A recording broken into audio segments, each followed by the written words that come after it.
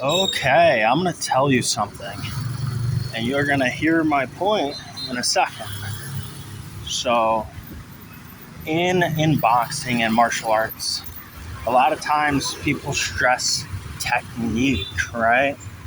And you're going to practice very robotic technique, right? Well, for me, I've been doing a little bit of boxing, MMA, BJJ, probably more than the average person, but a little bit of everything, a whole lot of nothing. And what I have done is I've sparred.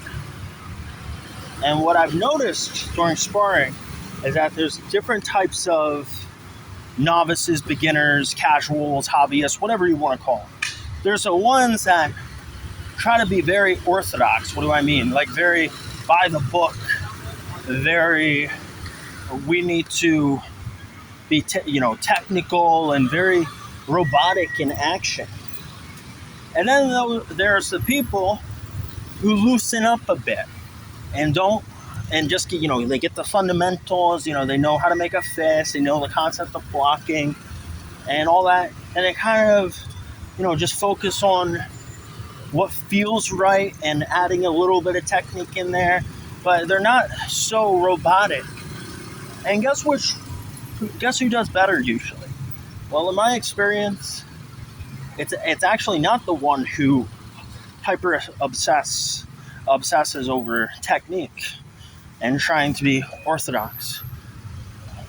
For the most part, the people who loosen up and they don't overthink it are the ones who actually do better in sparring, whether that be light sparring or medium level intensity sparring or even hard sparring. It's the ones who don't follow the book exactly.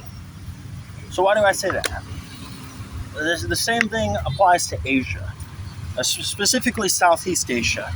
There's technically the orthodox way of doing things, the normal way of doing things, the way to do things that's in the book, right?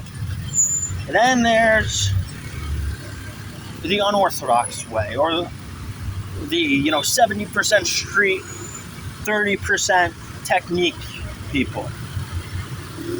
And maybe this is not the best illustration, but what I'm trying to say is stop being so orthodox. Stop being so robotic. Stop trying to say, hey, I want to only follow the book. Those are the people who do not survive long in Southeast Asia. You need to adapt. There's the written law, and then there's the law that people follow that's unwritten. Is it really a law if no one follows it? You're going to be losing some steps, and everyone's going to be a few steps ahead of you and have the edge on you if you're following the book. Because at the end of the day, most of the people are not following the book. So the teachers who are like, I will only enter Thailand if I get a work permit and all the right visas right off the bat, it doesn't work like that. I'm going to enter Vietnam if I get the right visas and off the bat and everything in place right now. It doesn't work like that. I'm not going to work in Vietnam if they make me pay for the work permit because that's technically illegal. Well, guess what? There's what's written and then what's followed, right? You're not going to be able to survive if you have the mindset, I'm only going to follow what's written. There's a lot of things that are written. And don't be foolish. Don't just follow everything. Especially when it comes to jobs. You need to loosen up a bit. Because you're going to do a lot better in sparring if you stop trying to be so technical and orthodox and you just loosen up a bit and start being a little more unorthodox. So that's my encouragement for you.